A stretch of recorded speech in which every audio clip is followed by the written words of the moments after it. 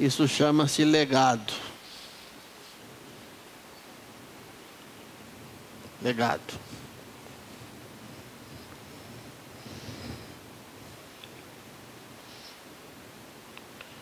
Chama-se a isso tradição, que é a fé viva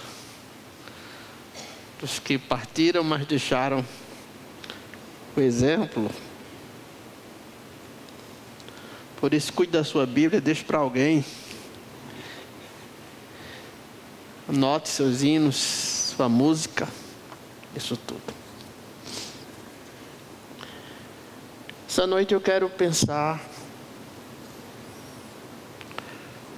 sobre a morte como símbolo, o sinal da esperança. Não falo sobre a minha morte ou a sua morte, porque há tempo de nascer e há tempo de morrer. Hoje eu brincava com a irmã: seu marido sabe que não vai ficar viúvo? Porque se a sua avó viveu 122 anos, tem muita probabilidade dele não ficar viúvo. Pensa nisso quando for casar, viu, gente? Mas todos nós temos o nosso tempo de nascer e o nosso tempo de morrer. Mas eu quero pensar sobre a morte que nos dá esperança. Segunda-feira passada, vou usar outro.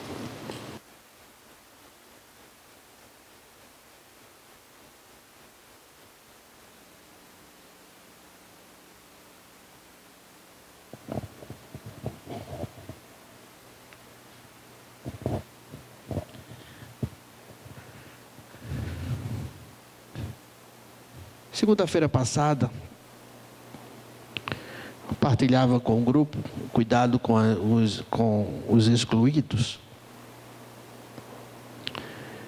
E na minha prática de vida e na minha fé, ou a minha teologia, ela é alicerçada na teologia da graça. E a teologia da graça é pouco compreendida. Inclusive uma senhora não comunga da mesma fé, e ela indagou: como assim? Porque até mesmo na cabeça de nós cristãos, a graça é limitada pelo mérito, mas a graça não é limitada por mérito algum. Eu sou salvo pela graça, não sou salvo por mérito. Aí o meu orientador disse: quem radicaliza na teologia da graça paga um preço. Eu disse: eu sei disso. Porque nós sempre achamos que o que recebemos da parte de Deus é resultado de algum mérito, de algum esforço pessoal. E eu não penso aqui só em salvação. Por isso eu quero pensar na morte de Jesus como sinal de esperança. Em 1 Coríntios, capítulo 11,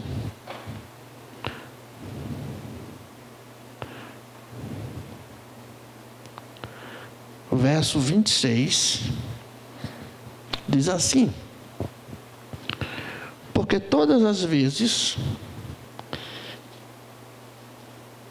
que comerdes deste pão e beberdes do cálice, estareis anunciando a morte do Senhor até que Ele venha.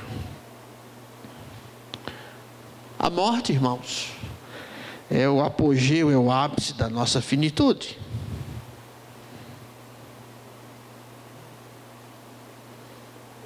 A cada dia nos aproximamos. Mas a morte de Jesus é o sinal da nossa esperança. Durante séculos,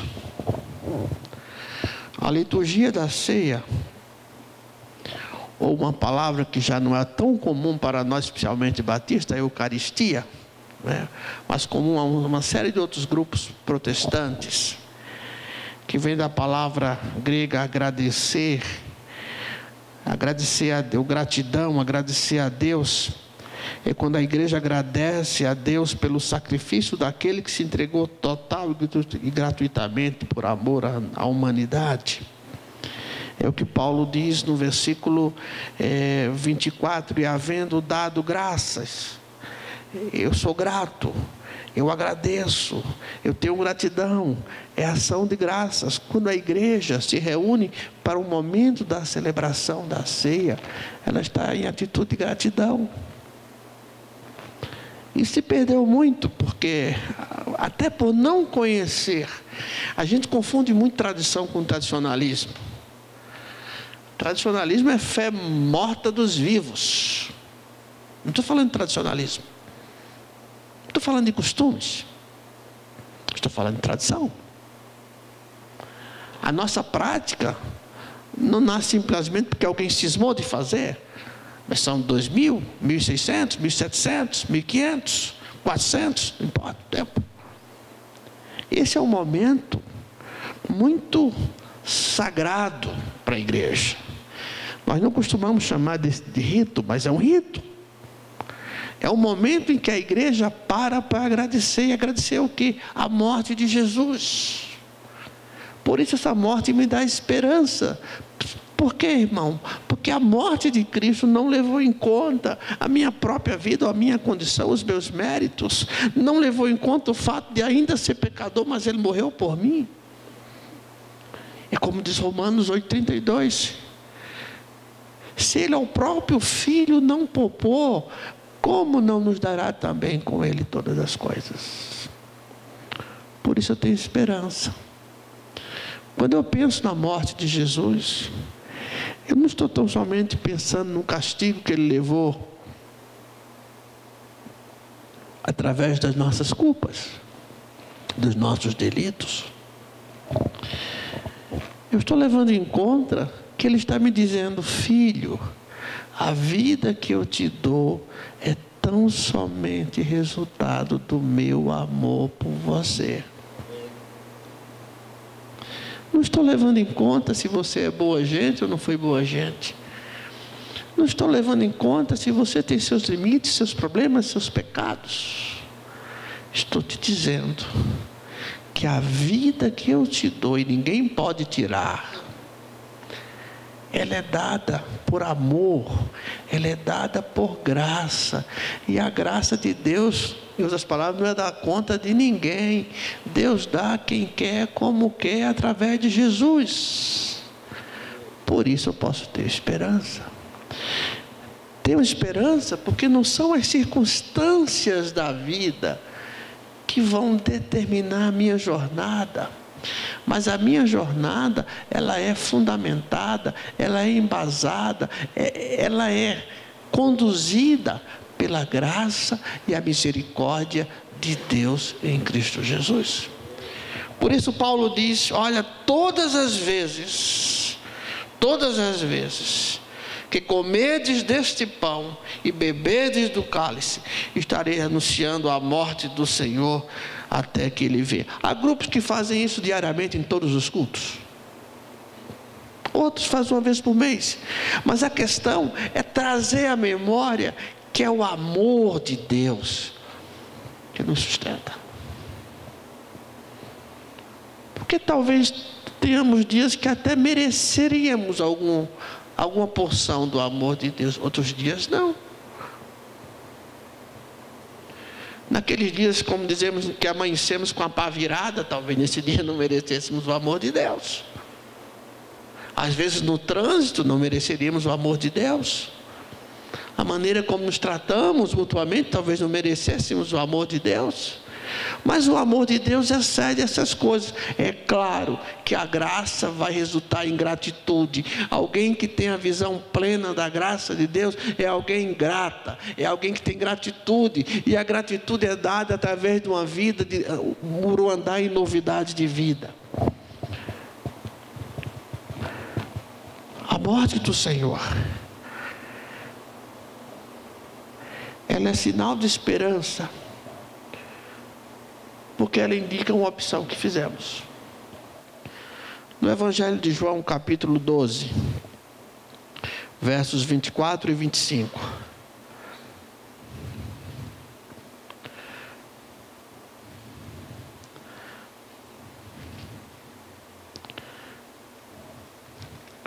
Diz assim a palavra de Deus: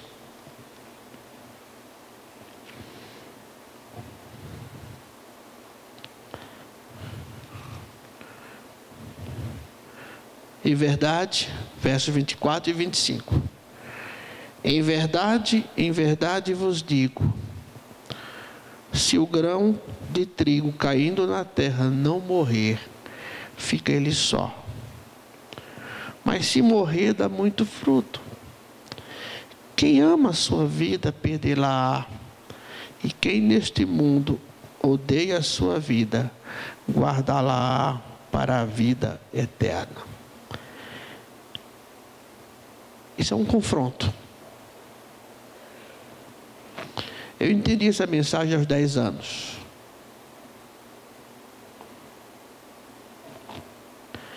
Eu recebi Jesus como meu Salvador pessoal em julho de 68. Eu tinha 10 anos.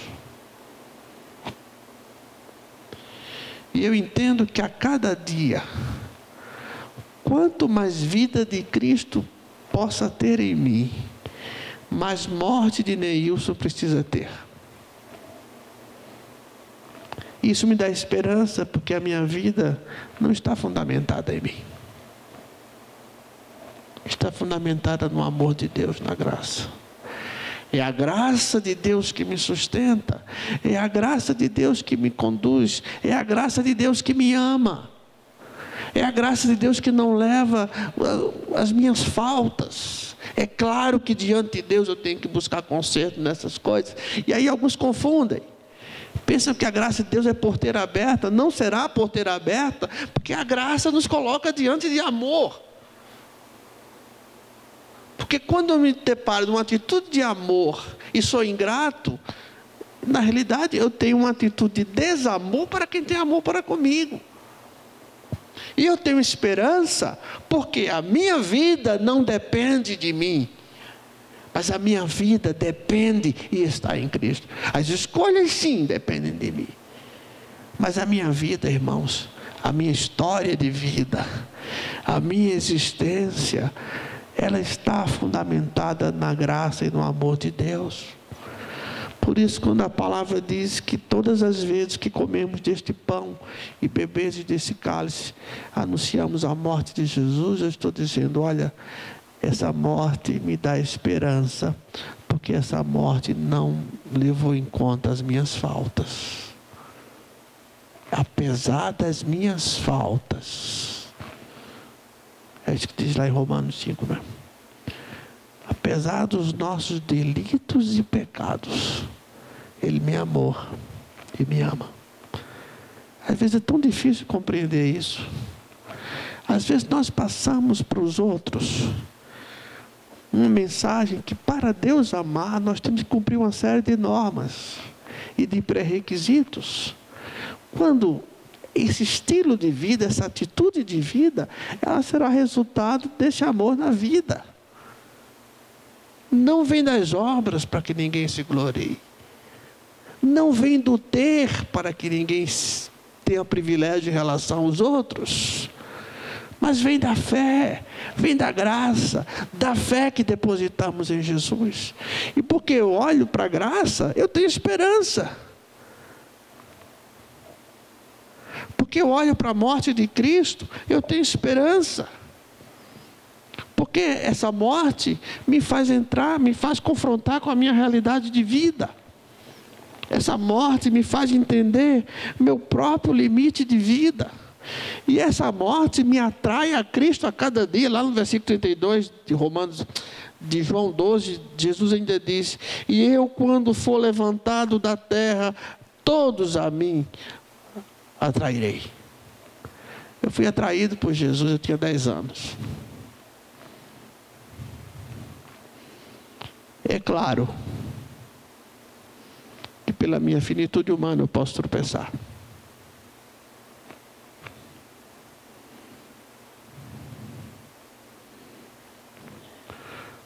Quando eu atendi, e eu ainda creio em vocação,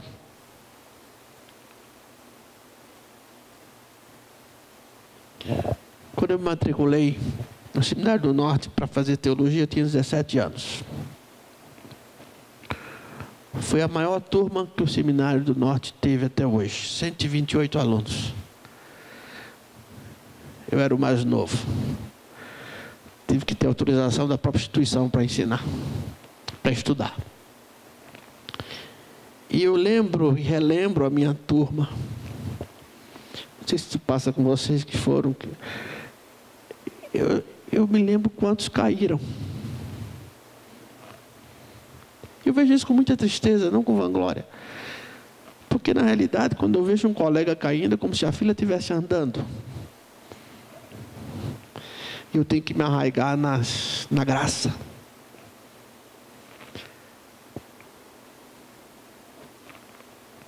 Porque eu fui atraído por Jesus.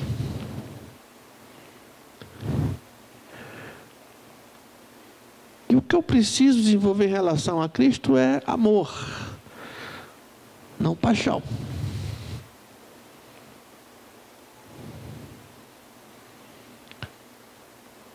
Porque Ele é o mesmo que está comigo na minha alegria, nas minhas realizações, mas naquele momento que eu me sinto derrotado. Naquele momento quando eu me sinto mais frustrado dos homens. E o que me sustenta? A graça. E o que me dá esperança? O amor de Deus em Cristo.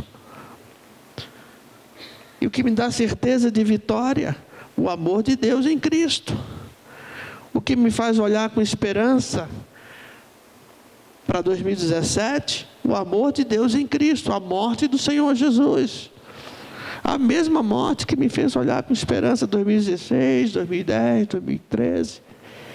E que vai fazer com que eu possa olhar com esperança os anos que Deus queira me dar pela frente. Então a morte de Jesus não é sinal de derrota, pelo contrário, é a convicção plena da vitória. Porque ela não surgiu a partir do que eu mereço, ou que eu merecesse. E às vezes é tão difícil de compreender isso, irmãos. Porque nós vivemos de um toma lá da cá.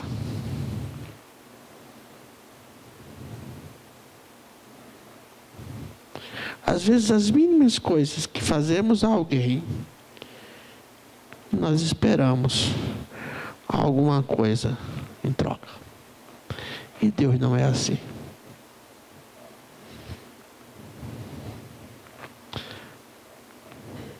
Por isso não suportamos a ideia de Deus salvar a pior das pessoas.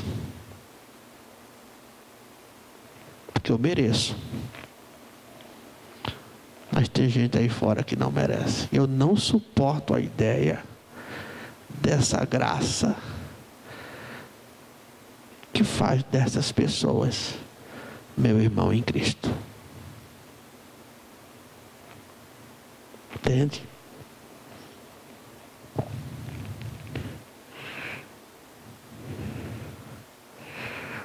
Quando eu fui batizado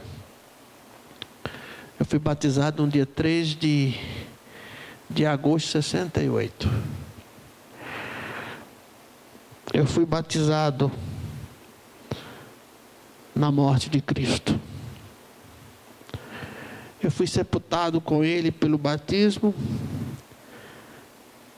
para que assim como Cristo foi ressuscitado dentre os mortos, assim também eu pudesse andar em novidade de vida. E qual seria a novidade de vida para um garoto de 10 anos? Aquilo que é pertinente a um garoto de 10 anos. Hoje a novidade de vida que Deus quer de mim é a novidade de vida de quem tem 58 anos. Mas aos 58 já resolvemos grande parte dos problemas da nossa vida. Engano. Engano.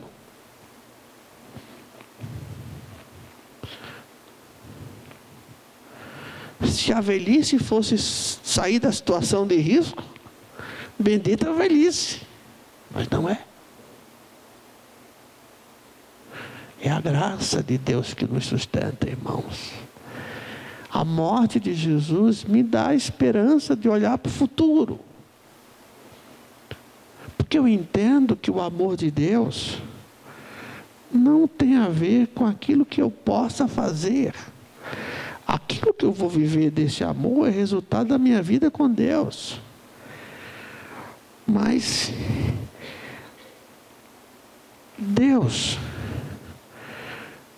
já provou o amor dele para comigo. Isso é graça. Romanos 5,8 diz: mas Deus dá prova do seu amor para conosco, em que quando éramos ainda pecadores, Cristo morreu por todos. Todos. Não quem eu separo. Não quem eu escolho.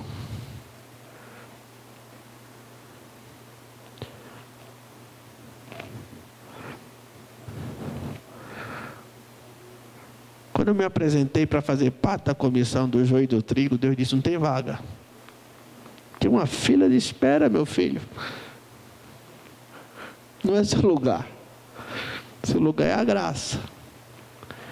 E essa graça, e essa morte de Cristo, que me faz olhar para o futuro com esperança. Porque primeiro Deus me amou.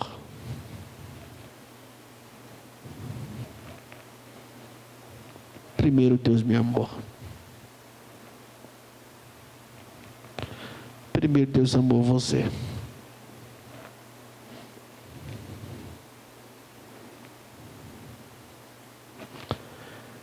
Eu gostaria de saber o que foi feito na vida do seu Rubem.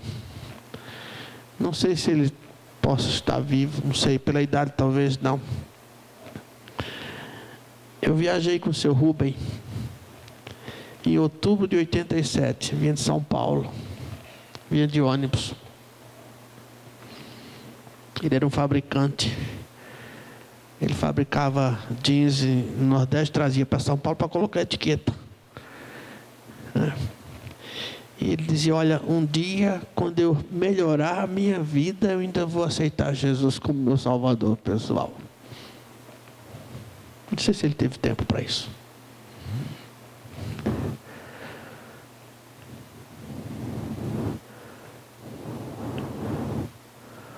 Primeiro eu aceito, eu recebo, e Deus faz o que tem que ser feito.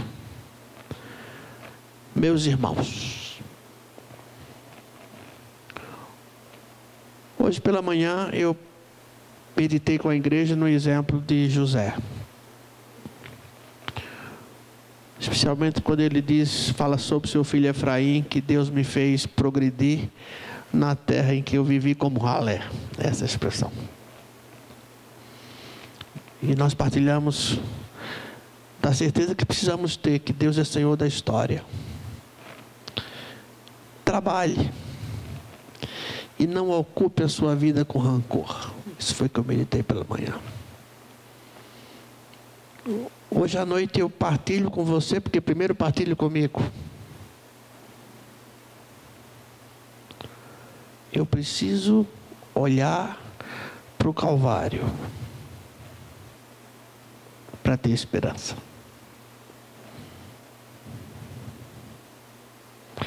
Porque eu vivo da graça. Eu vivo na graça. Eu vivo por graça.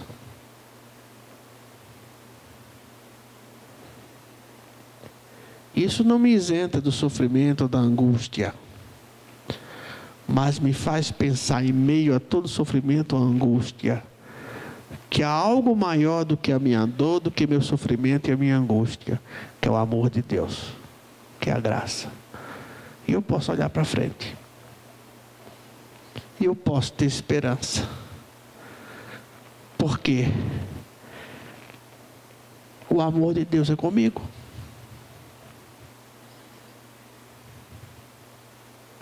Pelo que eu sou? Não. Pelo próprio amor dele. Você ama um filho porque ele é filho.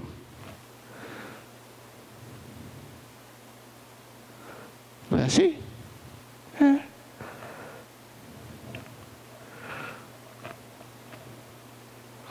Uns dão menos problemas, outros dão mais alegrias, outros menos. Mas são filhos e nós amamos. Eu sou amado por Deus. Você é amado por Deus. Você é fruto do amor de Deus. Você é resultado do amor de Deus. Por isso a gente pode ter esperança e olhar para o futuro, mesmo reconhecendo as limitações da vida, as limitações da época, as limitações da própria sociedade, que parece cada vez mais distante. Eu coloquei no boletim de hoje uma meditação sobre um artigo que saiu no jornal italiano, sobre a falta de evangelho, não de evangélicos, sobre a falta de evangelho no mundo. Depois você lê em casa. Leia no banheiro, mas leia. Pense no que está escrito aí. Mas é esse evangelho que me ama. É esse evangelho que é o poder de Deus. É o evangelho que me restaura. É o evangelho que me faz olhar com esperança. E que possamos partilhar nesta noite, participar desta noite, dessa Eucaristia, desse Eucaristos, desse momento de gratidão. Isso não é uma palavra romana, é uma palavra neotestamentária. Pense com gratidão no sacrifício que Deus fez em Cristo por sua vida. Esse é o momento de gratidão. É um momento de alegria na presença de contrição, mas também de alegria na presença de Deus. Que o Senhor nos ajude e nos abençoe.